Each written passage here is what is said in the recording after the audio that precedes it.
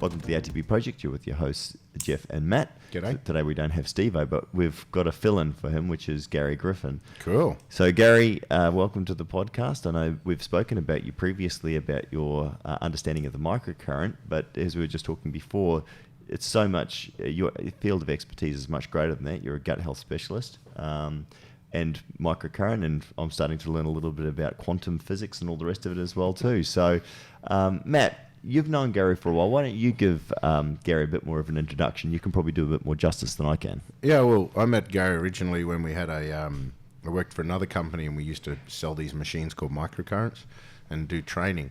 I think it was by second or third training, we realised that most of the people at the training were there from Gary because he'd fixed them with a microcurrent and then taught them that they can take control of their own health at home if they come and learn the systems, and they can actually control their own health using these machines which rely on physics as opposed to chemistry, which is something nice change and something you can take control of at home, which is what he did for his guys. And then since then, I probably spend a fair bit of time referring people to him, the too hard basket and that sort of stuff, where they need something fixed up. Typically, I used to use in my clinic, I was very different with my microcurrent, so I did my typical naturopath stuff. I was still trained classically, understanding herbal extracts and nutritional stuff, which is all based around chemistry, you know, so I learned all that sort of stuff based on chemistry and how to create a chemistry protocol, and to me that made a lot of sense. And then I realized underlying all chemistry was physics.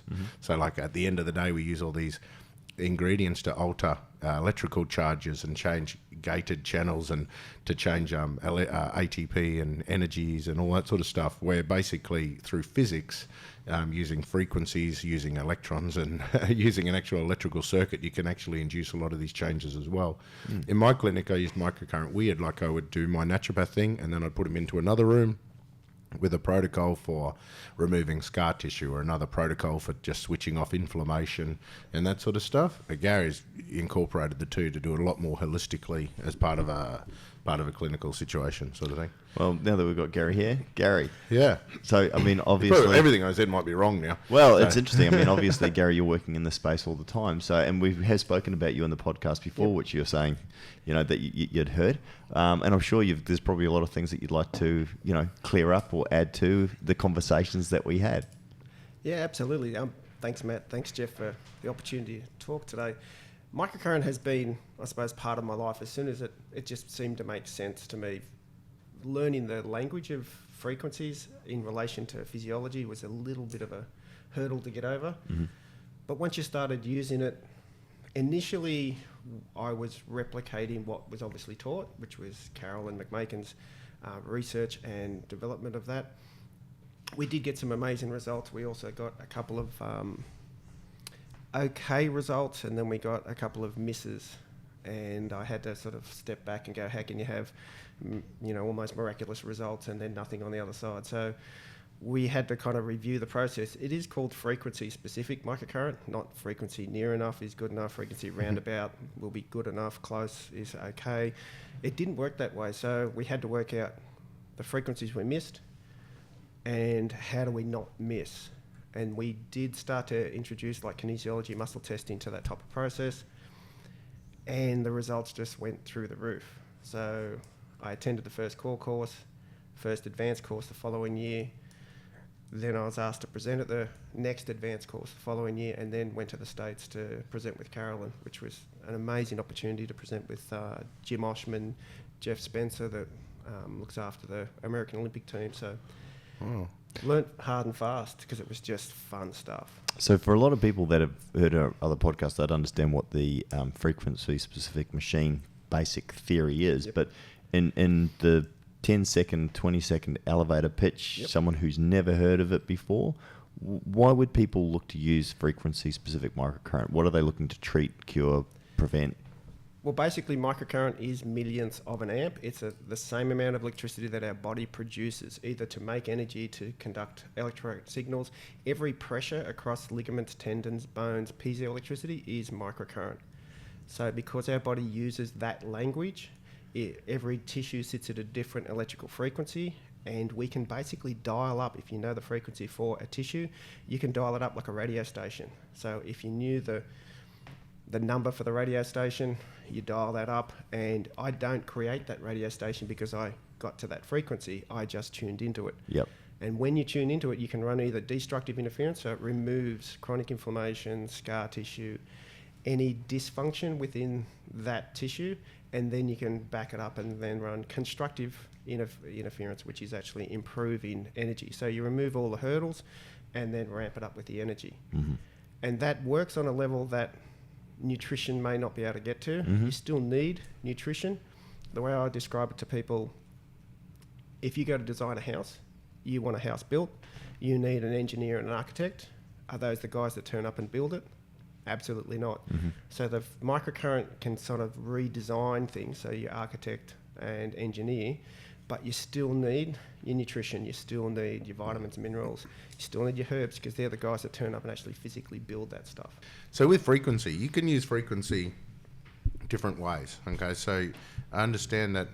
So with frequency, how does it actually help? I mean, I always remember the stories of opera singers, and you match that with an opera singer, they can shatter crystal glasses, so they hit a certain frequency that matches the crystal's resonant frequency, so it shakes and it breaks stuff up. So we can use frequency to break things up, but we can also use frequency to ask the body to do stuff.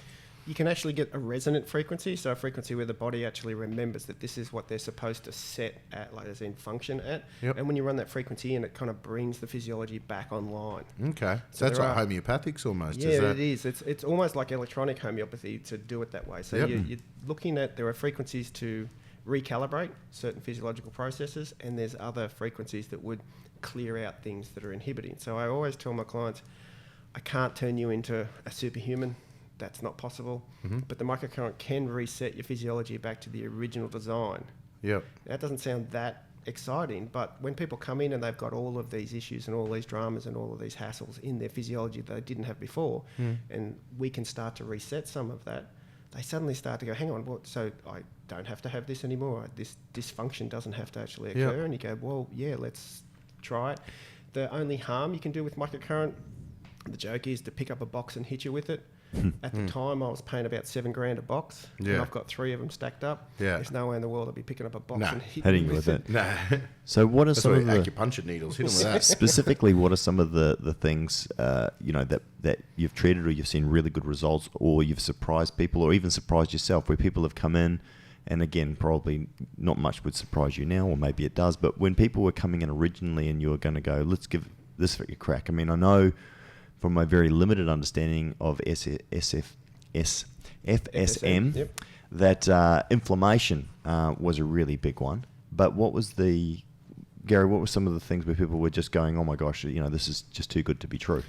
Well, inflammation is your body's attempt to actually resolve something. So then the question behind that inflammation is, why is it happening? Mm-hmm. So a lot of the time we can treat different types of infections. I've had clients come in, and I can't prove that the frequencies we've got actually occur with what we've got. But when we had a guy come in and he needed a frequency for Q fever and Ross River fever. And I said, hang on, I don't even know what Q fever is. And I went and looked it up. I don't know what Q fever is. It's mainly spread through the birthing process of cattle. So it's an infection that gets in the endometrial sac when the calves are born. And it's spread mainly through that way. And I just looked at this guy and I went, I don't get it. Where would you ever come across that? I've never heard of it. And he goes, oh, I actually work for the dairy industry and I'm around cows all the time. Right. I just went, you're kidding me, right? Yeah. So ran those frequencies, and that really did turn his life around. Yeah. So IBS, we've had people that came in with chronic gut stuff and they get a smile on their face halfway through the treatment, and I go, what's going on? They go, this is just awesome. And they walk out with a smile on their face, and they don't typically have some repeat stuff for years down the track. So if you can actually even heal nerve stuff. So once the nerve is damaged to a certain degree, it's gone, but you can actually recalibrate and heal nerves that have been damaged to a certain degree. So whether it's your enteric nervous system or actual peripheral nerves. So when I had my back injury and had my L5S1 disc collapse, I went and saw the specialist because I was doing lots of microcurrent to kind of save that nerve, and he just couldn't get over. He said, I know what you've done. He said, but you shouldn't look like that and you shouldn't be able to move like that. And it's like, yep. Yeah. In a positive way, obviously. Yeah, absolutely. I was a long way ahead of what he would have expected. So this is another thing too. So when you look at microcurrent, I always looked at the fact that, like you said earlier, we have a resonant frequency, which, so we vibrate at a certain frequency. When we get exposed to like a virus or a bug or a toxin or something like that, it's got a resonant frequency as well. When it comes into our body, it changes our resonant frequency, so we develop symptoms. And so this is a similar concept to homeopathics, where they can actually adjust the resonant frequency of your body back to the way it was, and that will offset the other resonant frequency that changed you, and therefore you feel back to normal. Now you can do the same thing with, like I said, homeopathic, same with microcurrent. When you have a look at the imbalance between these channels and these asymmetries and that sort of stuff, what you'll also find is that that's similar concept to acupuncture. So with acupuncture, they'll say we've got a deficiency in this channel, it's blocked, it's not doing anything, we've got too much over here. And so they will open channels and close channels to try to move that frequency around. One theory that I have why I reckon microcurrent's better than a lot of these other things, and it's probably not my theory, actually my wife Mylan kind of said to me once, she doesn't reckon homeopathics would work that well anymore because there's so much noise around, meaning there's so much other frequencies. We're surrounded by Wi-Fis, we're surrounded by all these changing resonant frequencies. There's stuff running through everywhere, which wouldn't have existed in the past when people could take a resonant frequency held into a lactose pill and change their body, because now there's just so much, it may not be touching the sides. But unlike acupuncture uses your chi, it asks your body to move energy around, but your limiting factor is how much energy your body has. That's a good point. With microcurrent, you're putting them into an electrical circuit that's connected to batteries. And if there's a dead area, or like, for example, if your nerve and your leg was shut down, you could drive that, you force that channel to continue to stay open and awake, even if you didn't have the chi or the vitality available, because you've got a battery pack behind the product. You're actually driving electrons in. Same with like those homeopathic frequencies. They're putting in a very gentle dose. It's trying to change your whole body, but compared to the amount of frequencies that are floating around, it's not even touching the sides. With microcurrent, you can really jack up the power. You can really force things to change. Interesting thing you said before, that the amps are much the same to what our body uses, so we're talking in the same language. Our body also uses these sine waves, which is like a slopey wave or like a flowing analog wave, where a lot of the new devices are coming out with digital waves, and they're a square wave. So have you noticed, this is what I've always wondered, if you do a sine wave, the curvy one similar to our body, is that asking the body to do it or using the same language as the body uses? And then a digital one will come in and it's like a foreign body, or like a surgeon coming in saying, I'm going to blast this shit and make it change. Have you noticed anything like that? That's what I've always been curious. The old FSM, machines versus new ones. Well, the FSM is a square wave. Yeah. So the sine wave doesn't seem to be as powerful as a square wave. Yeah, a square right. wave, because it has the sharp edges. I had it explained to me by one of my clients who it's like 6 degrees and ridiculously smart. And I kind of strap in and hold on when he starts talking. Yeah. He's talked about the square wave and even razor tooth waves and things like that. But the square seems to affect our physiology. Because you can change that with the wave slope, hey? So on your wave slope setting, you can hit it harder. You change how sharp it goes or how soft it goes. Yep. And when we work out like where someone's wave slope is, I still can't pick why one over the other. Yeah, right. Because I always had a weird theory that if it was something that you're asking, like if it's a chronic injury and you're asking your body to realise there's a leg here and it's probably not doing real well, and draw some attention to it, that's a very simplified way of looking at it. So if you've got a chronic injury that the body's basically decided I can't fix, I've just compensated. Sometimes we go in and say, hey, body, there's a leg here, have you forgotten? And then it asks the body to kind of reset. But I always looked at a more aggressive wave slope for breaking up scar tissue, forcing stuff to change, just going in and using that opera singer theory of just blasting shit. Yeah. I swear I don't know. You sure do. Presenting information to the body works under certain circumstances, and the body goes, oh, yeah, that's right. But that depends on whether it's got enough energy. Yeah. And that if you have no energy routine, what can you achieve? And the answer is pretty much nothing. Yeah.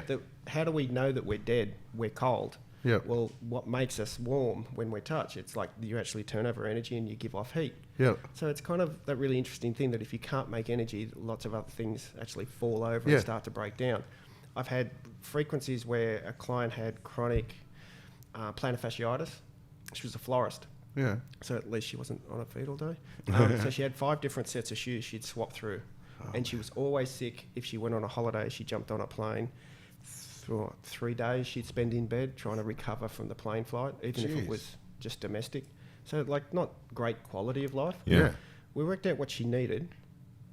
We worked out some frequencies for mitochondrial biogenesis, so the capacity to actually make mitochondria to make energy. Yeah.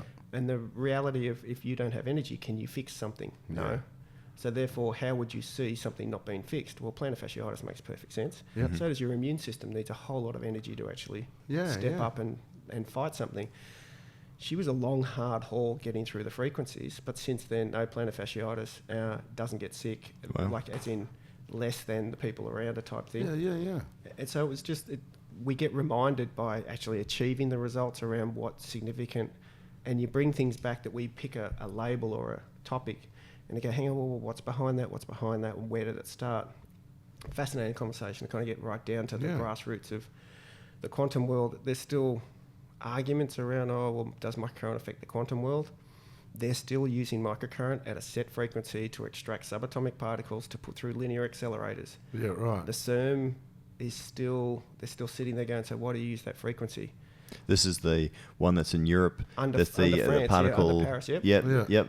That people were jumping off roofs and going to kill themselves because they thought it was going to create a black hole or something. Yep. Yeah. I mean, and this is the problem, especially with quantum physics or quantum mechanics or any of that sort of stuff, is that it's relatively not very well understood or not. So again, for people who might not have heard of the quantum theories, can you break it down just in a very, very simple measure? Okay, so a human body is made up of, lots of different tissues and organs. Those organs are made up of cells. Those cells are made up of organelles. Those organelles are starting to made up of like chemicals and substances, and therefore they're made up of atoms. And when we look at an atom has a nucleus and lots of moving electrons. So technically, we're more space than we are bits of something. Heard that, yep. So if we're constantly moving and constantly changing, the reason we hold the shape we do is because we actually expect to see that. Yeah, right. And it's a weird thing when you really start getting into the quantum Trippy. world. It is bizarre. Well, we met with Ken Ware, yeah. and Ken Ware is, and the nice thing about Ken, because I mean, a lot of these people go, well, that's just really obscure quackery, or I'll leave that for Einstein's or Hawking's or whoever else it may be. I mean, I don't know a great deal about it. I mean, string theory and all these sorts of really quite very intellectual, very, intelligent people, way more intelligent than me. But the nice thing I liked about Ken is that he theorized about quantum physics, and he then went out and proved his theory by getting, I forget the gentleman's name, out of a wheelchair, who was absolutely a quadriplegic. Medical science said he was a quadriplegic, yet he walked out. I talk about the Miracle Man, the guy in South Africa that flipped his plane, broke his neck. He was in locked-in syndrome. He couldn't even move. I think he could only blink to start with. He got all negativity out of the room, wouldn't allow anybody to say anything negative. There's a book called The Miracle Man. You can search it up on Google as well too. So after severing his neck and absolutely no chance of being able to walk again, in fact, it was going to be a miracle, I think, if he could talk again, walked out of the hospital 12 months later, and they say it is an absolute medical phenomenon, absolute, they can't explain it.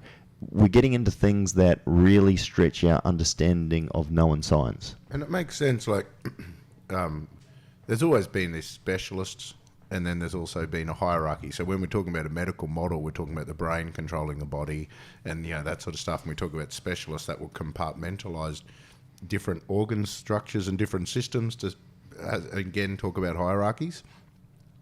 When we look at now, I always love things like chemicals, for example, like interleukin-6. Interleukin-6 is it's called a cytokine, but when someone gets a stress problem or when someone has a trigger of some sort, your nerves will release interleukin-6, your immune cells will release interleukin-6, your mucosa will release interleukin-6, your liver, depending on where you look, it does a totally different role as part of the innate defense mechanism. But it triggers anxiety at exactly the same rate as it'll change your gut, at exactly the same rate it'll change your liver and your immune system. So you can't specialise. And then when we start to see chemistry understanding these sort of things, it starts to make sense of the holistic picture. Then we see, okay, we can have an effect just across the board, and it's going to change so many different systems just by bringing the body back into line and telling it to stop overreacting and that sort of stuff.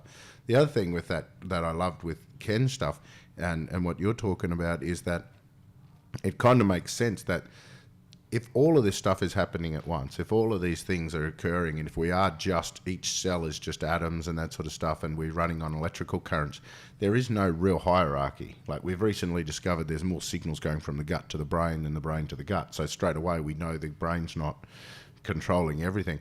What Ken used to talk about is I remember him talking about the flock of birds. And he says there is no leader. They just kind of all adapt and change. And he says, and that was what he was doing with the chaos theory. He was just asking the body to just do what it wants to do, to change, just to follow its instincts, go with the flow, change, and not think, not overthink, and don't let them believe that they can't listen to the brain and that's why they can't function. And he used to use a lot of chaos in the sense that just shake it out. Like, there's no real, you've got a blockage here, just shake it out, and then see if that blockage is gone. Try again. Get your feet talking to your brain rather than your brain asking your feet. Now, with microcurrents, another way of creating chaos on a cellular level with frequencies and either like waking stuff up or blocking stuff off, it kind of fits in. All these things are kind of starting to make sense now when I look at homeopathics, I look at acupuncture, I look at Ken's chaos theory, I look at your microcurrent. They're all ways of directly dealing with the body to almost like reboot the computer. It does tend to create order. Yeah. And so diseases and other infections and trauma tend to create disorder. So bringing order back into the system tends to make a big difference to... You watch small changes at the start with microcurrent, and then you talk to people 6 to 12 months later and they go, it's still working, it's still making changes because you've created order. Yeah. And that order then finds more order and then learns. Yeah. But the fascinating thing about where people draw the line, as you mentioned, Jeff, around, I don't believe that doesn't make sense. It's like, do we really understand how a hormone works? No. We've actually tried to dumb that physiological process down so that we can have some concept of understanding and then some concept of being able to teach and reproduce that.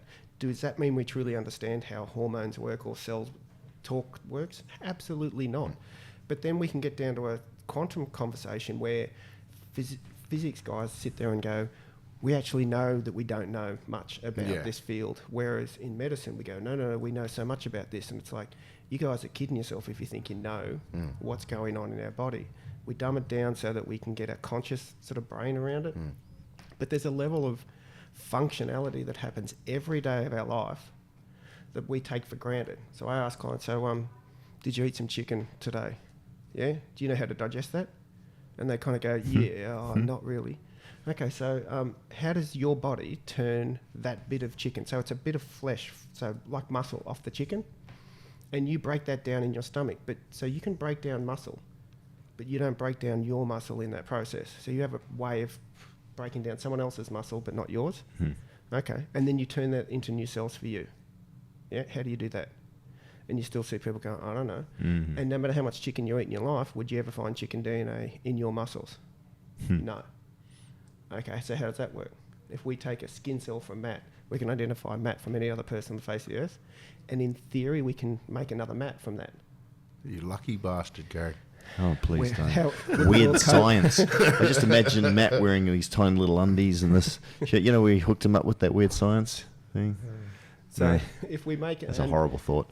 If your skin gets damaged, if you cut your skin, do you know how to actually make it heal? And the answer is you don't have to, do you? You can be totally ignorant that your blood clots itself, forms a scab, builds new cells. Yeah. So if that skin cell is replacing itself and repairing itself, it's got information to make a liver, heart, kidneys, brain, skeletal system. How does it know to only make another skin cell? Yeah. How does the liver cell know it's only a liver cell, but it's got a blueprint to make another complete you, but it will only reproduce another liver cell? Where is that intelligence sitting and where does it come from? And why do we sort of accept this blasé kind of, oh, it's fine, it works. It's like, but we tend to learn quickly about our health when it's not working. Yeah. And that's when we jump up and down, stomp our feet and go, I'm not happy. So the intelligence within our system is absolutely outrageous. Yep. And I like that we can actually access that and work with it with microcurrent. You can work with it with the nutrition that's on the face of the earth. Yep. And it's frustrating that there's a mode of medicine that is very dominant, that's using... It started out in our realm and it's been taken sort of a fair bit further for lots of different reasons, commercially normally. And I just don't see that it's panning out. And that's why... And there'd be a lot more money in chemistry than physics. Like if you created a device that someone could purchase and then alter the frequencies to use that to control their health, they purchase a device once, and then pretty much it's just your maintenance procedure and your servicing of the vehicle that you'd make your money on, as opposed to a drug that deals in sickness. Well, I mean, and it's not too hard for people to be able to, and I've got a resource, I guess, that people can look at. Tesla was fantastic. Frequency was one of his things. Now, you know, a lot of the stuff, after he died, the US government came in and actually classified a lot of the stuff that he did. Apparently he had some pretty outrageous technology that can be used for weapons. That could be. But I think it was Westinghouse actually came in. He was developing methods for electricity, creating and generating electricity and transporting electricity. And effectively, from my understanding, and this is limited, it created zero-point energy. And Westinghouse, I think, you know, took it and pretty much, well, you know, sat on or squished it because, and I think he was supposed to earn some money as well too. I'm probably getting my stories a little bit mixed up, but what it comes down to is that when you've got commercial interests get involved, they'll always look at how can I make more money out of it. We've said so before with the hydrogen engines, which I've got a friend of mine that created one, and he's four-wheel drive and runs his car on water. But yet, you know, my mate runs his boat on water. There's a guy called Geet, who's a .nl, who was Maybe actually he in drives Netherlands. his boat on water, and I just got the joke. But what it comes down to is that there's a lot of suppressed technology out there because there is ways that it can't be commercialized or it can't be monetized, and so that's got to be shut down so that the old methodologies and the old systems stay. I'm interested because from a point of view of the microcurrent, like, and what the story that got me was the athlete who broke his ankle but yet played in the NFL. I don't know. That was Carolyn Maxon's case study.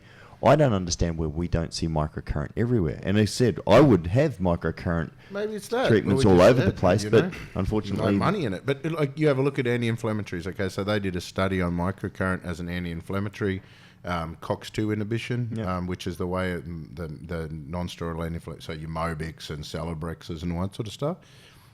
They come back originally saying remove some zeros of your standard deviation thing because it was. They've never seen such consistent results. You've seen this, Gary? Yep. Yeah, they did some amazing studies on rats. You know, they made them inflamed and then they treated them with this machine to take away the inflammation. And it worked like 1,000 times better than any of the drugs. I think it was 5 minutes on this machine was equivalent to a month on Celebrex or something. It was shown out of the studies. It was crazy amounts of inhibition. But then that lasted. They actually went and irradiated them, so exposed them to what the equivalent of a sunburn. And the ones that were treated actually had a better result. So it actually had a lasting. So it had a effect. preventative I don't effect understand. as well. I mean, from a point of view, frequency specific is not banned. No, it works, and it doesn't have the side effects of the anti-inflammatory. So why don't we see clinics everywhere? Why isn't there one on every street corner like Starbucks? I don't know, because it's a lot of it's to do with this whole concept of physics versus chemistry. I mean, we're in a world where we understand chemistry easily. We use physics all the time. But we don't believe in it or so. It's like we use it, but we're still kind of skeptical of it. I mean, we all use phones. We all got our personal devices. But physics and medicine haven't really caught up. No. So there was that Professor Raymond Damadian that said, if you can spin a magnet around 27,000 times a second, it will create a field that you can look inside the human body without cutting it open. No way. And everyone just went, you're an idiot, mad scientist, and was relegated as a mad scientist. And he now? goes, but then he made the MRI work. That's it. Yeah. And next thing, GE breached patent and started, making MRIs. And then he took them to court. He got a payout of $100 million. Yeah. Sounds like a lot. No, it's But hang on, change. that's about the cost of 2 machines. Yeah. Yeah. How many machines would be in the States? So he said, how do you spot a revolutionary? He goes, he's the guy with all the knives in his back. Yep. And it's like, so there are people that have married physics and medicine together. And there's always those stopgaps around who is actually going to make what out of this, and is that going to put us out of business? And the vested powers entrenched that obviously don't want that technology to disrupt the monopoly or whatever it is that they've got going on, that will try hard to obviously stop it. But it's still... An idea is only allowed out if the right people own it and they're going to profit from it. So, I mean, you work with some companies, and I mean, they're really... So this innovation's out there. I mean, even those other studies where they showed that they can put you into an electrical current, you know how our whole Krebs cycles there's trying to create electrons as part of an electron transport chain, which gives us energy.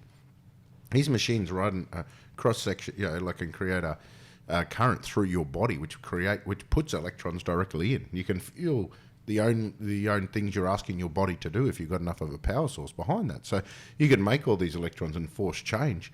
So you can actually force things to change. You can create change. So even if people can't see it or taste it, they can feel it. It just spins me out because we're in a world now where everything's devices. Like we've got devices everywhere. I'm just looking through this room. There's stuff everywhere and everything's running through physics and we're just not using it for our health. Like, what's the go? I just find it fascinating that we can say, well, do we understand how electricity works? And the answer is no. We understand how to make it work, but we don't understand and can't explain it in terms of physics. Yeah. Does that stop me actually sticking my phone in the wall and charging it? Yeah. Hell no. No. But it's amazing that at the end of the day, if I don't understand it, so I've heard people go, if I can't see it, if I can't touch it, if I can't smell it, then, it doesn't exist. And I said, fair enough. Matt's brain. Good call. Yeah. Go and hang out at Chernobyl. Would you go and hang out at Chernobyl? Yeah. No, I wouldn't. Why not? Are you telling me you can see But the it's radiation? like that. I can't see the wind, but I can feel its change. But people don't understand that. It spins me out. But we know that no one's going to hang out at Chernobyl. And there's this thing called the Geiger counter, so it makes this funny ticking sound when, I'm supposed to believe that, am I? Mm-hmm. And you know that no sane person is going to go, oh, really? No, that doesn't happen. It's like, of course. Yeah. It's there, we can't see it, and we know that affects us on a subatomic level and damages our DNA and causes cancers. So why don't we hang out there? Why don't you hang out at Fukushima? Well, because there's stuff there that I can't see it, but I'm not going to go there. We accept that, and if I said, here's a device that you can't see working, but it will actually help heal, then you kind of go, well, no, I don't believe that either. Yeah. So of the people that come and see you, Gary, for your frequency specific, what's the, of 100 people, like how many are coming to see you for arthritis? Like, what's the most common thing that you're treating people for, or is it varied? Back pain is the main one. Back pain. Because the microcurrent can do some pretty amazing things as far as nerve pain, spinal cord, disc, facet. So there's that. Then anyone that's truly stuck, and I'm really cautious about actually saying this because you tend to get a lot of the really horrible cases. But Sure. People that have been everywhere, done everything. So if I put a solution, as in nutritional solution, in my stomach, in my gastrointestinal system, but it's chaos in there and it's so inflamed and it's learnt over decades to be inflamed and always having some type of fight or conflict going on, then that repetitious inflammatory response is always going to happen. You need some other tool to come in from another direction to actually somehow reset that and start to undermine that repetitious signal. So gut stuff is really, really big. We've done a lot of skin stuff, but the hormonal stuff is just interesting. And like Matt has mentioned before, endometriosis it's one of the things. First off, we prep the gut, we improve their hormonal cycle, we do those types of things, and then we try and reboot a lot of the receptors, and then we go after that scar tissue. Oh, okay, so you don't just go in and blast the scar tissue out of the way? Because we test around what would be the most appropriate order. So if you blast scar tissue away and it starts to actually reform, by the time you're trying to clean up the gut, I kind of go, well, then you'd have to repeat that protocol. And people go, what? You said I didn't. Like, most of the time you don't need to repeat microcurrent. So the way we've worked it is if you do the prep work, you do it once. That's it. And people are quite amazed to go, don't have to come back.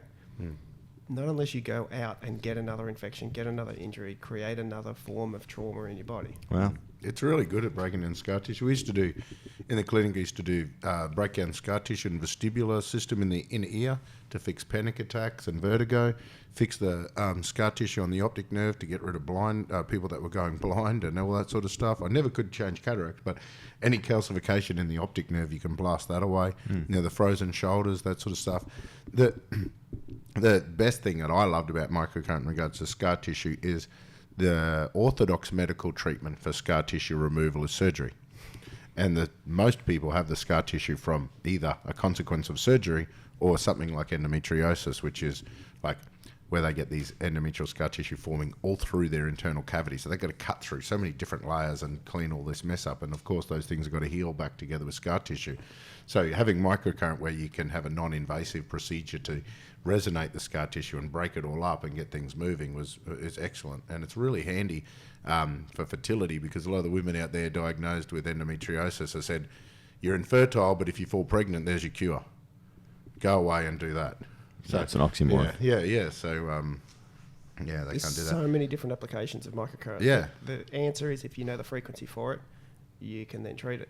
So then we've gone out and started sort of pushing that boundary to find what different frequencies we can work out. We can see frequencies for... Do you just make them like how? Because this is one thing that spun me out. That 4116. Yep. So the 40 hertz that they've shown to be the most effective for acute inflammation, or 40 in particular.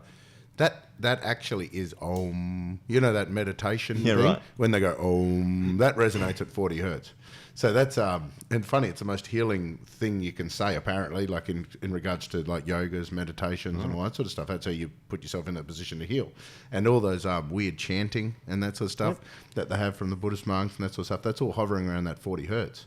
So yeah, and it's a crazy thing that actual frequency is the most soothing and healing. Right. Yeah, it's crazy, eh? Well, it's funny, you always heard the monks that you're talking about metaphysic sort of properties before they But your could go up. church guys that do that, you know, of course they do. And ring the bells. Yeah, they do all that around that same number, around that same resonant humming. Yeah, sort of we had a great party. But what I was going to say, though, is that you get the monks that go up into the hillside that sit there pretty much all, in a loincloth, legs crossed, meditating in sub-zero degree temperatures. Again, you always think of that as, a bit of mysticism, but actually I believe that is actually true because they're able to control their environment around them through the process of thought. I mean, again, in terms of the physical world, in terms of tapping into, frequencies and all the rest of it, there's so much that I get excited about that. So with that quantum physics, we talked about, the manipulation of the space by changing of charging, electrical charges and that sort of stuff. What's this quantum biology? So what's that? That sounds crazy. So is that talking about like plant? It's actually a university degree around understanding how quantum world actually affects our biology. Yeah, okay. So the client of mine, like friend of mine, he said, so what's the difference between the water that comes out of a nuclear reactor? It's called heavy water. Mm-hmm. And so what's the difference between heavy water and normal water? If you drink heavy water, it kills you. Yeah. So what's the difference chemically speaking?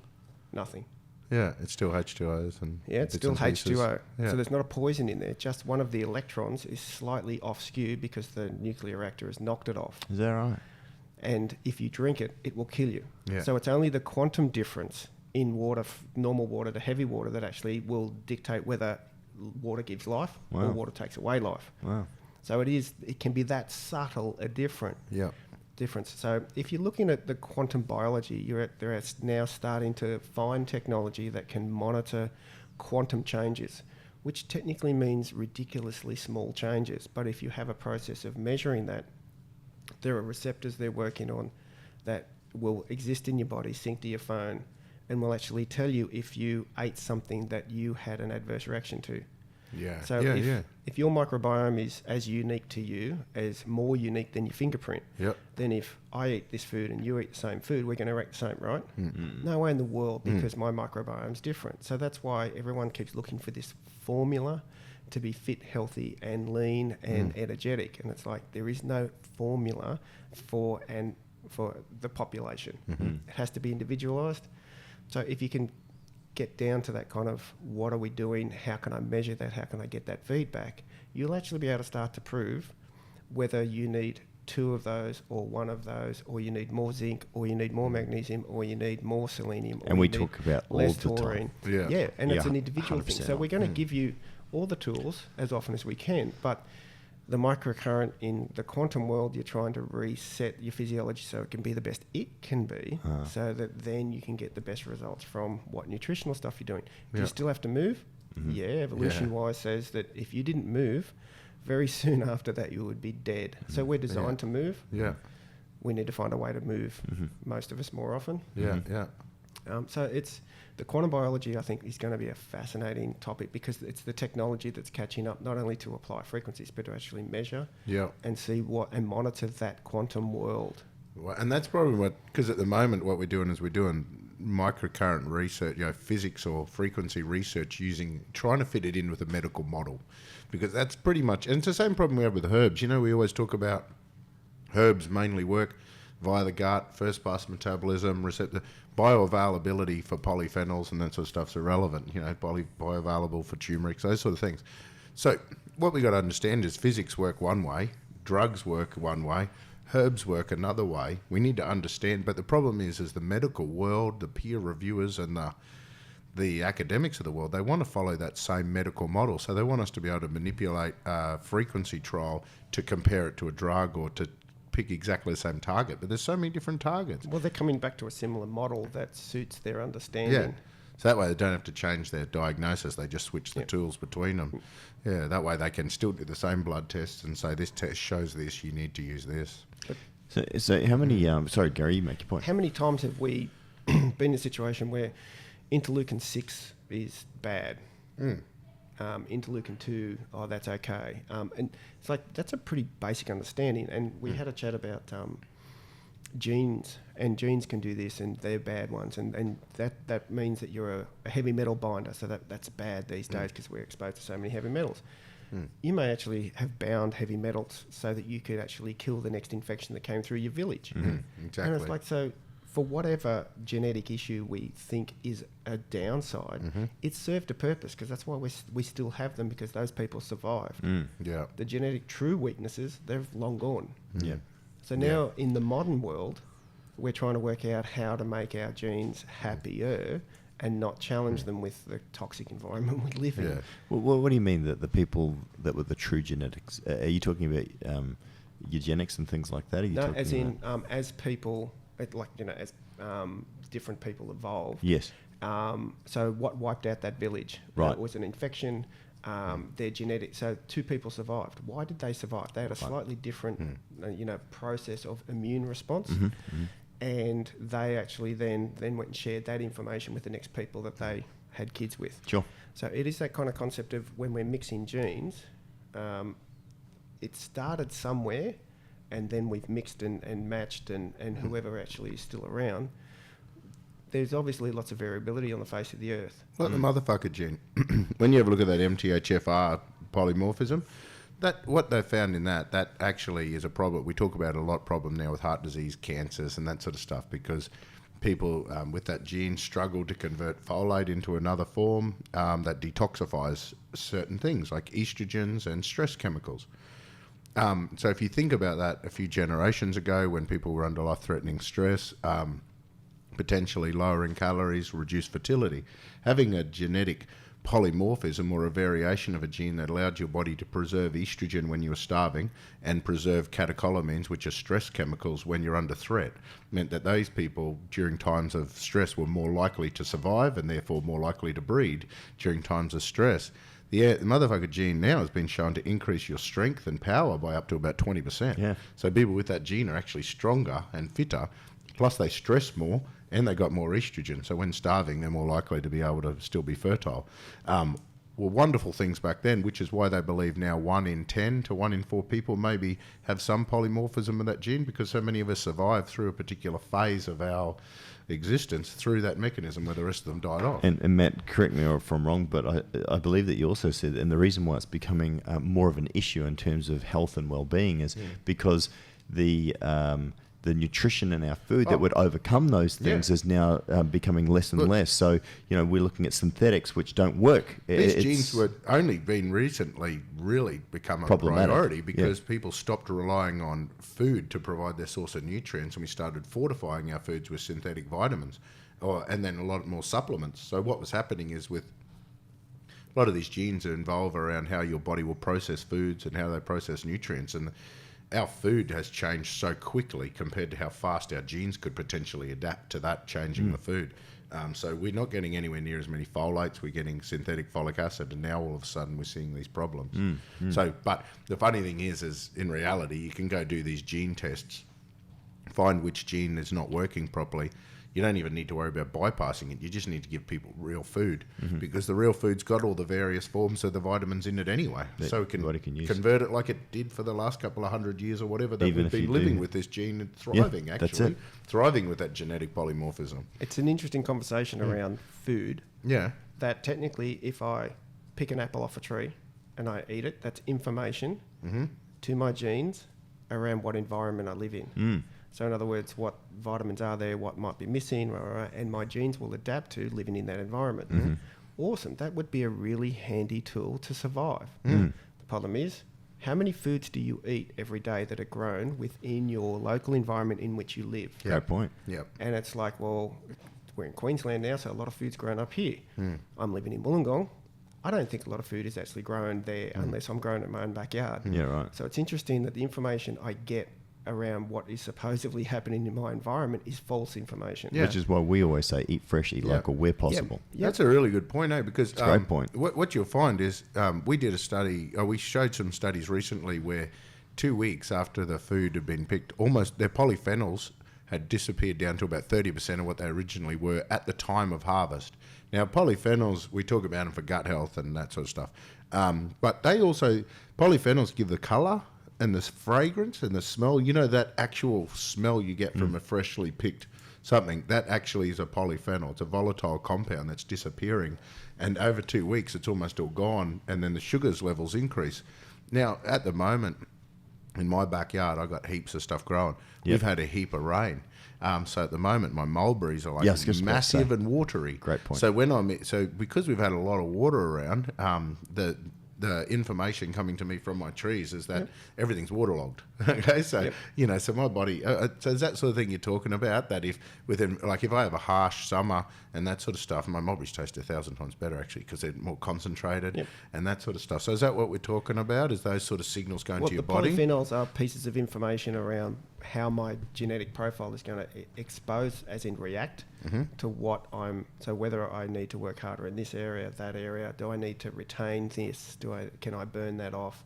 And if they're all pieces of information, that's awesome. The problem is they're not true pieces of information around where I really do live. Yep. So genetically, we're confused to the shit house around what the hell environment we're living in. Yep. First off, the chemicals and toxins like we've never ever seen before in history. Wow. I mean, Roundup. Just everywhere. So confusing to our system. Yeah. And Roundup and fungal stuff is a really interesting. And antibiotics as well too, everywhere. Yep. So antibiotics and fungal. I tend to see this big trend of fungal stuff that tends to cause lots and lots of drugs. We were talking about it. We reckon that fungus and mold will be the next asbestos. Well, the fact go that through SIRS killing now, off like everyone. chronic inflammatory response syndrome, and it's a mold-driven process, and you have to have technically the genetic predisposition to suffer more from the mold or store it, hang on to those toxins. Yeah. So with the testing that we've seen this happen time and time again, and now we're seeing the worst case scenario clients where they've just flicked that inflammatory switch and they cannot switch it off. Right. Yeah. So the body's defences are too low to be able to combat it. It's stored so much of that toxin, right? And that toxin is quite harmful to the liver, then changes your thyroid hormone conversion, so interferes with that. So you tend to see thyroid issues as a result of that. So people get, what does a thyroid do? Rate of any type of cellular process, so energy. So if I can't make energy, I can't fight, I can't fix, I can't detoxify. Yeah. So you can see these people spiraling down. And it seems to be so prevalent. I mean, again, when we were doing a lot of the research into the polyphenols and the degradation of minerals in our soil and the lack of vitamins and minerals, and you just see, and the funny thing is that it is interrelated, if you like, the increase in synthetics, the increase in herbicides and pesticides, all these things coming together like this just gigantic wrecking ball monster. No wonder the body's so confused. Oh, mate, it's just getting smashed. We've gone from exposure to dusts and dirts and microbes and fresh fruits and vegetables from your local area to antibiotic-riddled fungal rubbish. What's the solution? You need Prozac, you need an antibiotic, you need an SSRI. It's like, are you kidding me? And you need some synthetic vitamins as well too. And all of a sudden, again, all the it's so confused and so off point, and we've gotten so far away from nature with all of these things. Well, what's the future with microcurrent then? Are we going to be able to utilise some of our local natural information to create a program to reboot our body on a daily basis? You took the words out of my mouth. I was going to say, Gary, in terms of your viewpoint, then in terms of, obviously, we're not in an ideal world, and that's not going to change anytime soon. We can wish that we, and if you're fortunate enough to be able to go out into the middle of boondocks and, live in truly an organic fashion and live off the land and all that sort of stuff. But for 99.99% of the population, that's not going to happen. What's your idea for the average person if they want to improve quality of life? So my microcurrent dream would have been, you can actually set up, like microcurrent generators in your house. So you come home, you might switch your alarm off on your little panel, and you switch the de-stress, the good night sleep, the chill out bliss mode, and it creates a field that you walk around in. Is that practical? Can that be done? It can be done. Has it been done? No. But it comes down to what's a good idea, and then people come on board. Yeah. And that's the only thing that actually makes a difference I between... love that idea. Hey, what about grounding? Do you do much with ground? Do you educate people about grounding? I mean, you can actually run those frequencies for grounding, because not everyone can have or find contact. If you're living in a block of flats, you're not going to ground yourself because you need to get back to the earth. And how do you ground yourself with a microcurrent? Like, how do you remove that static or that charge or something? So microcurrent on its own won't create that kind just of offset charge, that. because it's a physiological current. Yeah. So no matter how much I move my hands, I'm not going to create a static electric charge unless I have that in my environment, which isn't me anyway. So it's a microcurrent dream of you actually can have frequencies on your phone, like apps that run microcurrent, and they're just there's lots of different technology where there's stickers with liquid batteries. So you're talking about big enough? Are the batteries big enough in an iPhone or something to blast it? Because I remember my microcurrent machine, we got this big battery pack to try to create that current. Okay, so there's nothing physically connecting the frequency generator, and so you basically have your device to tell the chip what to do. Oh, okay, yeah, righto. So there's liquid batteries that can be redone and fixed and wow. So I suppose because the main problem with the other box was creating that cross section and getting through the skin. You needed that power to get through the resistance and that sort of stuff initially, and then once you had the circuit, you didn't need. All you need is that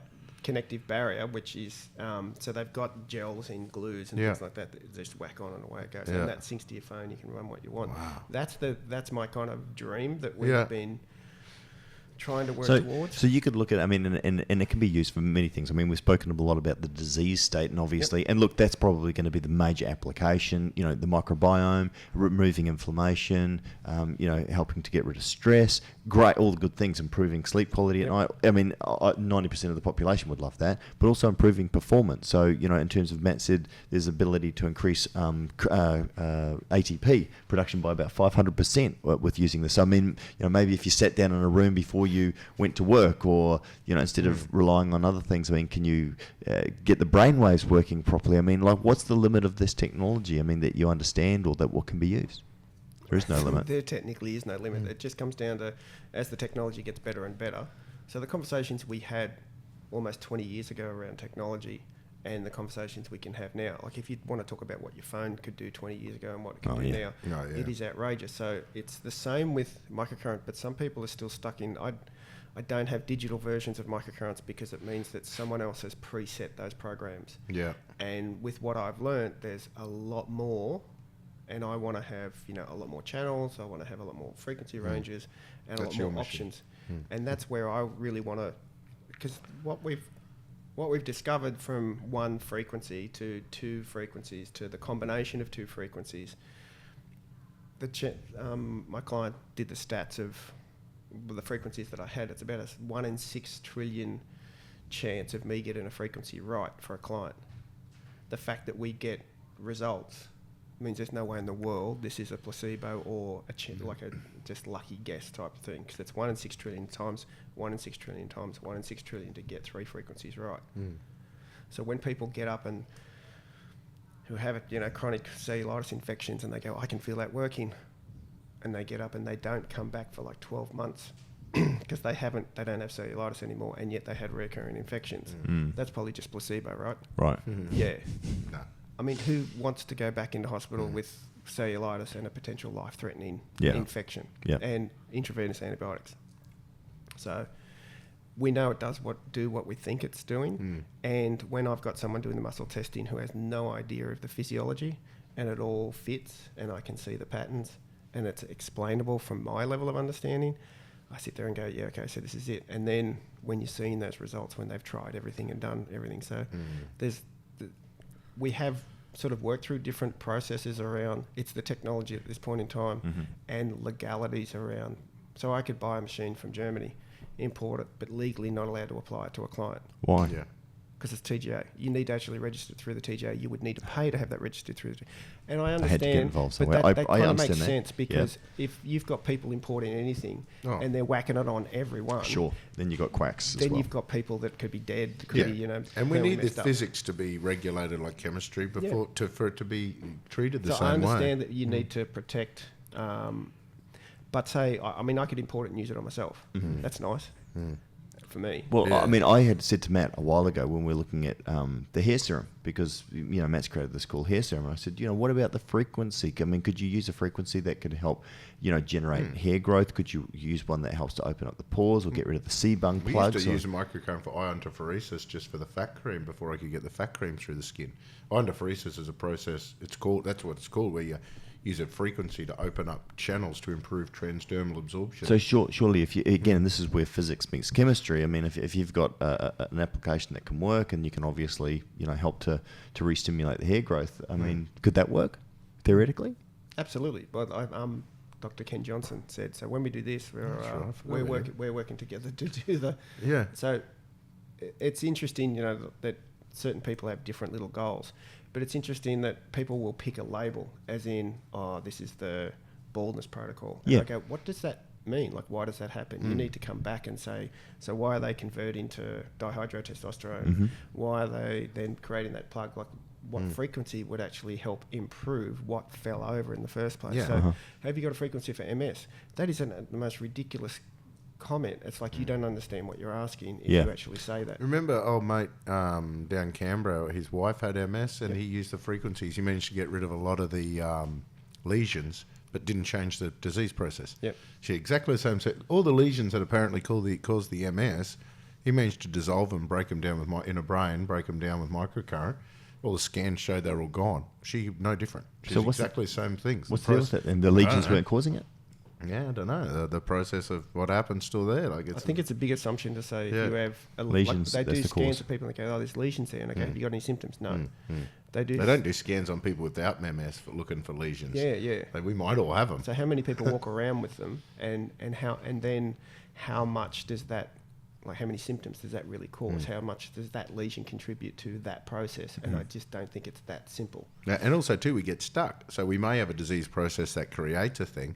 We then change it. We create a defensive posture, or our resonant frequency changes. Our body changes, and that gives us new symptoms. Unless you go back and reboot the computer, get rid of it, rechange that resonant frequency. Hey, I wonder in the future if we'll have the ability to measure the resonant frequency in your office or something like that and your body, and then create a microcurrent system to offset your exposure to frequencies that are screwing with us. Well, you can appreciate that white noise. So white noise generates, so you can actually do a concept of that where you could block out a lot of damaging frequencies. Yeah, because you talk a lot about radio waves, antenna, mobile phones. I mean, all these things are emitting frequently. Yeah. Wi-Fi now. I mean, it's just we're in a soup, right? That was my wife's theory, that if all those things come in and changing you, so you got a resonant frequency, these things come in and change you. They're so powerful and there's so much of it and it's so noisy. How powerful do we have to induce a frequency change to bring things back to normal? The start of the conversation, microcurrent can only reset you to the original design you were as in you were supposed to be according to your genetic blueprint. Right. If you reset that, then it doesn't. I don't know. This is something that obviously we're still fooling around with. It doesn't matter what you're exposed to. If you can keep resetting it. Yep. So whether it's trauma, whether it's emotional trauma, whether it's physical trauma, whether it's toxic trauma, whether it's different types of radio waves or anything along those lines, if you can reset it, technically you can undo. So what's cell been done. death in the human is supposed to occur at 120 years of age. So that's when they say the cell effectively breaks down and dies. Yep. I think it was Myron Wentz that created the Epstein-Barr virus test kit that was, one of the ones that sort of effectively proved that. I don't know if he was the original one, but I remember reading about his science behind it. So and Matt, you always say that inflammation is the age-related process because it's, all aspects of aging are inflammatory, right? Yeah. So if microcurrent can reduce inflammation all over the body by a factor of 500%, a lot, right? Then, and obviously offset or unwind disease states, if you like, or put the body back into its more natural healing state. So therefore, microcurrent therapy should be the greatest gift to anti-aging that the world has ever seen. Yeah, absolutely. And right. because if we look at gut health and I don't know, is it a subject that seems to be growing? Yeah, it is ridiculous. Yeah. And the research going towards microbiome. So if that's a pathway that can be potentially compromised, that I can give you, 50 milligrams of zinc and you'll only absorb 4, then that's an issue. If we can then find a way to help improve and reset your physiology, then you might actually start to absorb somewhere near 44 milligrams of that zinc. So if the gut's compromised, it's really hard work to then get things in. So we look at trying to improve gut health first, and then you start resetting things and you watch people just take off. And this is, Gary, where I met Matt, because originally I obviously understand it from a point of view of how the technology worked. Matt convinced me that it did work. I'd obviously Carolyn McMakin, and so I set up a pilot clinic to actually open these all over Australia, which was a combination of utilising microcurrent therapy, plus also then using nutrition as well to actually work in harmony as a joint venture. Someone needs to go ahead and bloody well do that. It's a great idea. It is one of those things that Health World were a little bit put off by having Carolyn do the microcurrent, and then they watch their sales drop, and I kind of go, well, from a business perspective, who cares? That makes sense. Well, it kind of makes sense that. I'm talking great. It's great. Well, I still don't think it should have happened. That my argument is you're talking about two different tools.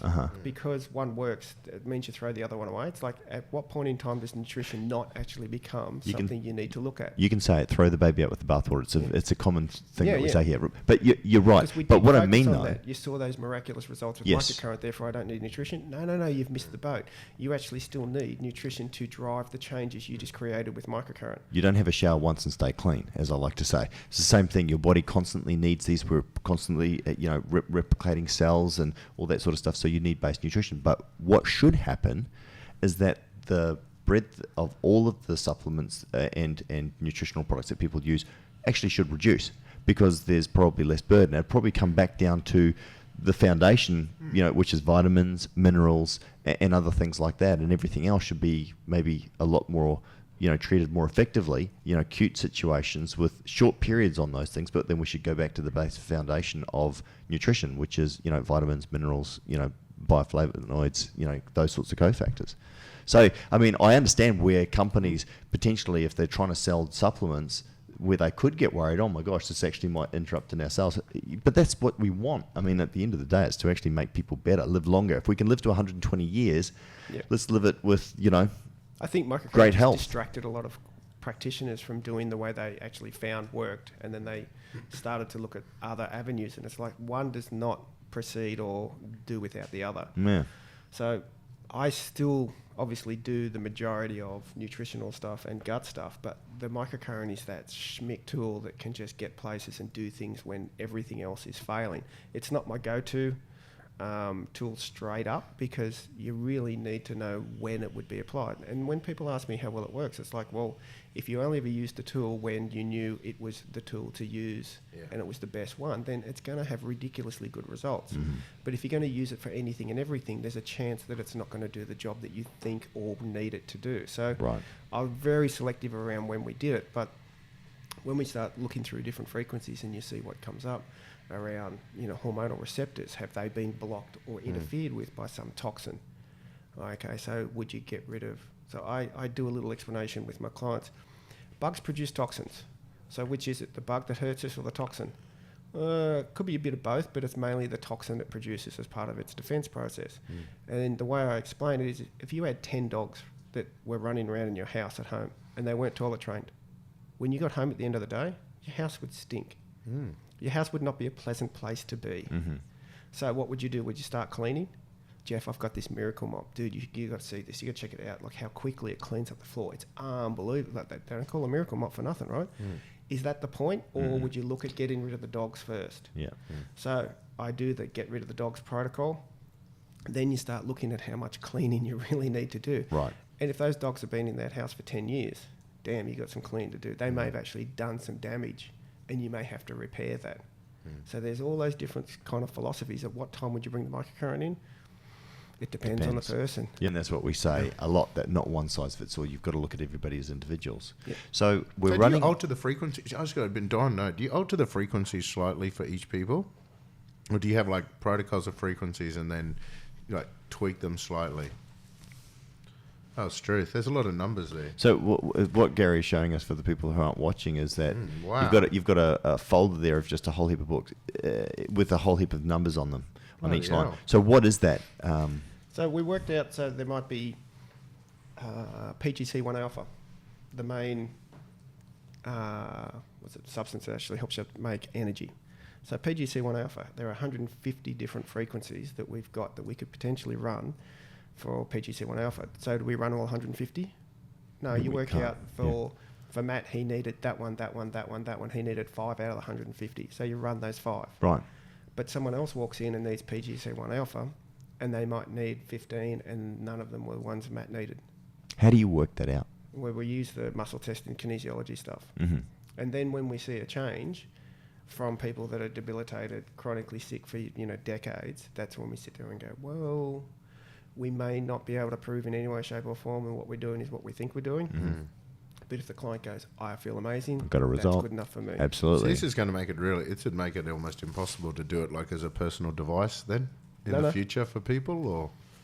You can? How? Yeah. So you would have to... I don't want to give away all your secrets. See, there would have to be a way that you could actually effectively run a diagnostic where, it then gives feedback and then obviously it without selects... people knowing how to muscle test themselves, because so we're all biased, there are ways crazy to actually people. work around that. We've already sorted that. Yeah, out. wow. It was like, that's what actually landed this individual in a lot of hot water with Texas Instruments. So Yeah, righto. Because this is the thing that I can imagine would be a big can you problem talk about with TGA. Who's Texas Instrument? they make the majority of technology, as in bits for the iPhone, so the chips and the whatever else. Right. And based in China, run by lawyers. So they are one of the biggest world's manufacturers of technology. So what gets put into a computer? Where does the hard drive come from? What bits actually made up of the hard drive? Texas Instruments are the world leaders in designing and building that. So in an Apple phone, you'll see Texas Instruments technology. Right. Yeah, righto. So yeah, they have, like, a client of mine did work it out, how to do it, and yeah, that's what created a bit of a... So they were claiming that it was a breach of their patent or their intellectual property? Because he made up something and they said, yep, we want it, so... Right. Okay. We won't go further if you don't want to. Trouble. I don't want to get No, in trouble. No. Don't do that. But there is technology out there that can actually do that. That in theory you would not need to know any muscle testing. We could actually put resonant frequencies in. It could scan through all different viruses, hit that one, resonate with that one, and then scan through every frequency we've put in there. So we could load all of them in, and it would just hit when it resonated with you, and it'd run that frequency until it changed, and then it goes and finds the next resonant frequency. Yeah, righto. Yep. It's almost like a disc cleaner going So it's through. almost like so it might measure the frequency coming out, and then add frequencies to kind of offset the... So you would get one that had as in change the field. Yeah. When it changes the field, it knows that is the frequency It gives that you that actually is having a confirmation. change. Yeah. And therefore you run that until that change resolves. In other words, that job's fixed, and then it goes and scans through the next ones to find it. Because there was another little device that I was using that we could use to measure the electricity and the acupressure points, and creating a bit of a strategy, almost mapping it around the body by measuring this frequency and then creating a plan to add some in some places and move it from other places. Like those are the ones that are coming out of Russia. But they were interesting, but they couldn't create a proper cross section. They were just going into the body, talking to the body, coming straight back. There's a lot of technology out there that runs either one frequency or runs like tens. So tens is 1,000 times stronger than microcurrent. Yeah. So that's a way that it kind of outscreams your physiology. And when you talk microcurrent, most people think you're talking a tens machine, don't they? So that's because microcurrent is registered under a tens. Yeah, it's to be in Australia. Is speaking the language that your body actually speaks. So if we needed to communicate, obviously talking the same language certainly helps. It's not always a solution, but it's a good starting point. If you went to Russia and you didn't speak Russian, you're in a lot of trouble. So trying to get some changes in your body by running and screaming at someone in a language they don't understand doesn't have anywhere near the same effect. So understand language and running those frequencies, we've barely scratched the surface. Yeah, I can imagine. And yet we're still doing some pretty cool stuff. Yeah. That's crazy. We are running out of time, but I was going to say, Gary, whereabouts do you practice? Obviously, you're down in Wollongong. Wollongong. So south of Sydney. And you've got a clinic there? Yep. So people can come and obviously see you. Yep. They can email you. Have you got a website or anything like that? Or most Facebook? people contact me through Griffin Naturopathic's Facebook page. Yep. And I just get, because I put videos up and I talk about what I do. As far as microcurrent's concerned, we've kind of kept it somewhat under the table. That was kind of Carolyn's doing too. That if people caught on to how good it is, it might disappear. So we just kind of left it. If I told you what it's really done for people, you wouldn't believe me. I would actually. Well, you because might, I'm a because conspiracy theorist, and I believe that most information is suppressed. It's truly where it's life changing for humans. That's when I just sit there and go, look, just trust me on this process. See, I can't do any harm. Let's see what we can change, and leave it at that. And that's a great way, because you're not over promising. What's that old saying? Under promise, over deliver. That's exactly right. My business. Well, see, I used Absolutely. to do the opposite, though. I used to make all these claims, and they didn't believe me. I'd give them diarrhea and tell them to leave. That's a great business model. It's amazing you're They not. didn't believe me. Oh, you don't believe it does something? Let me put your child to sleep and give you the runs. Look, is there a network? Do you have? I mean, obviously for people who live in Queensland, New South Wales, they can come see. But Perth, or is there a network, or is there is a bit of a microcurrent network. I've kind of fallen out of it to a certain degree. I started running my own courses, teaching, trying to just get more frequencies out there, more for a naturopathic application, and that's where we kind of sort of moved ahead. But I do use 3 machines simultaneously as in preference, so that's up to 6 channels instead of 2 channels. Right. So it's a whole nother level of functioning. It's almost impossible to do with all the auto care. Great. Did you bring your machine up? Because I want a treatment now. The 3 boxes? No, I'm kidding. I'll have to fly down and see you when I'm in Wollongong next. But that sounds We're really. trying to get Matt sorted too.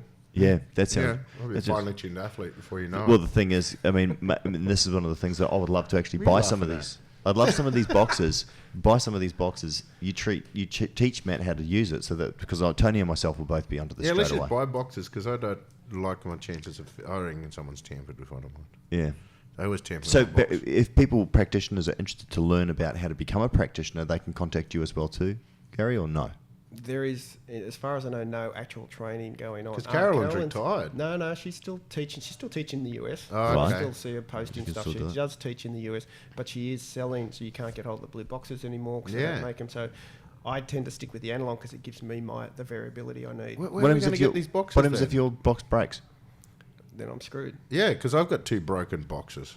From That's not surprising. Years of just abuse. Years of abuse. They cop a pounding, those Don't- boxes. So absolutely. eventually they What? give away. 18 years Wow. doing the microcurrent stuff. So are you serious? Like right now, if there was a fire or something and you lost your boxes, what would you do?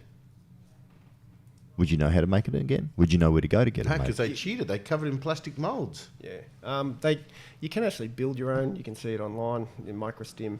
Yeah. It's one, but it doesn't have the frequency variability that I would need.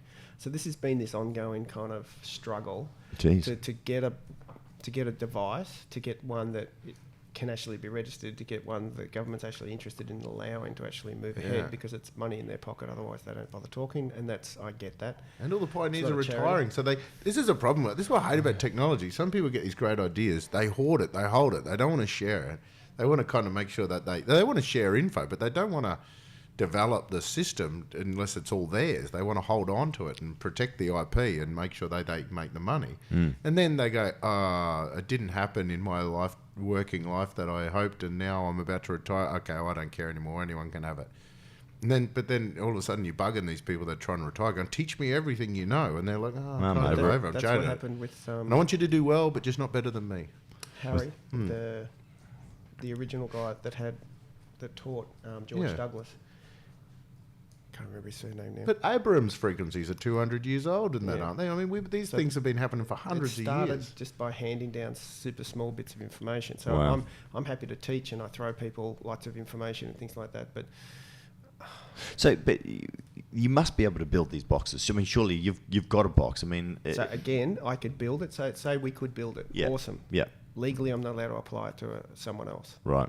in Australia. Yeah, it has to be a registered process that actually goes on, and most of the time people aren't prepared to actually. Well, look at all those numbers. That doesn't fit in with a medical theory. Medical theory is a silver bullet. I give you this thing. This happens. 80% of the time it's going to work across the time. You know. It's the most reproducible system that we're dealing with at this point in time. You can teach it and reproduce it. So in other words, you're looking for symptoms, create a diagnosis, a lot of protocol. Yeah, but interferentials, ultrasounds, they're all therapeutic devices according to TGA, but this one, because it's got variable frequencies and variable protocols, is that the reason why it's such a or because it works so much better? I mean, its applications are ridiculous, and as soon as people catch on to that, you watch their eyes change and you watch their whole process and then change. you hear stories about Health World, who used to be the main promoters of it in Australia, decided not to because it was tapping into their product sales, because people were starting to move away from it. There's a couple of reasons they backed out of that process. But the legislation would have been nasty as well too. Yeah, trying to keep it, in the country, trying to get, lecture like Carolyn to come out and continue teaching, things like that. And also, it was Mike Curley's baby to go, wow, this is amazing. We've got to make this available in Australia. Which, and then when he retired. Yeah, and then they kind of went, well, it's not really fitting a nutritional company's model. And I go, yep, I get that. And that makes perfect sense. So for them to kind of go, well, do we keep it? Do we not? Is it working for us? Not working for us? Is it with our... what's their model? So Make money. Yeah.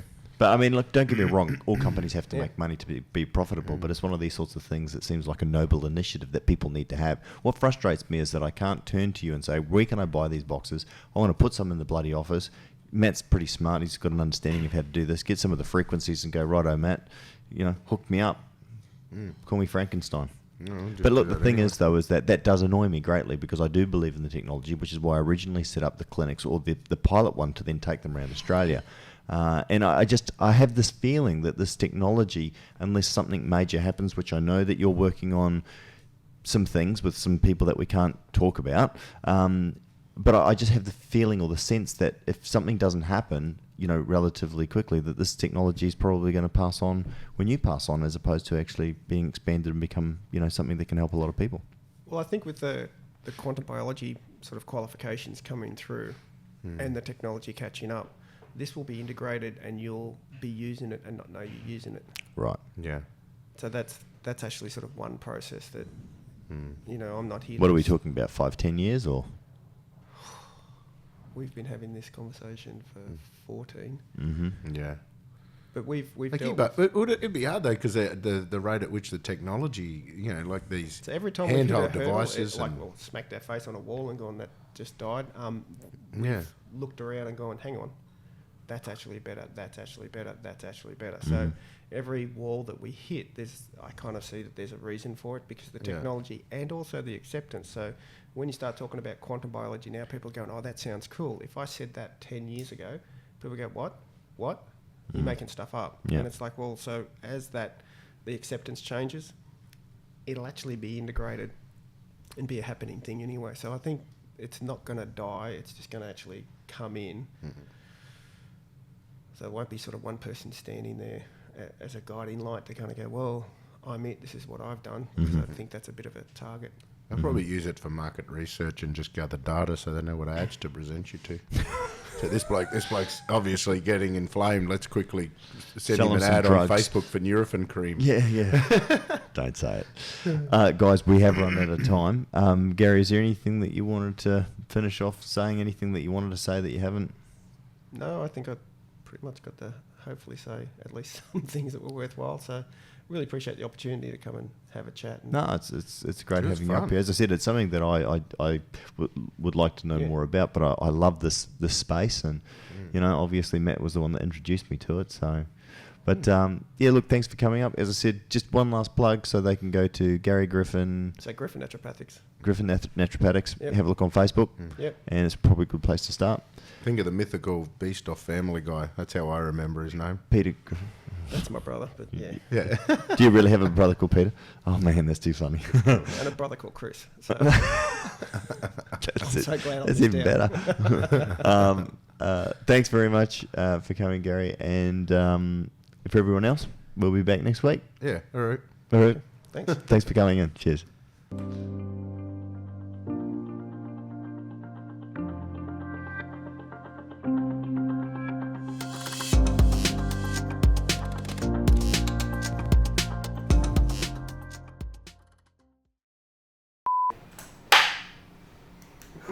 You don't do it. I really want to.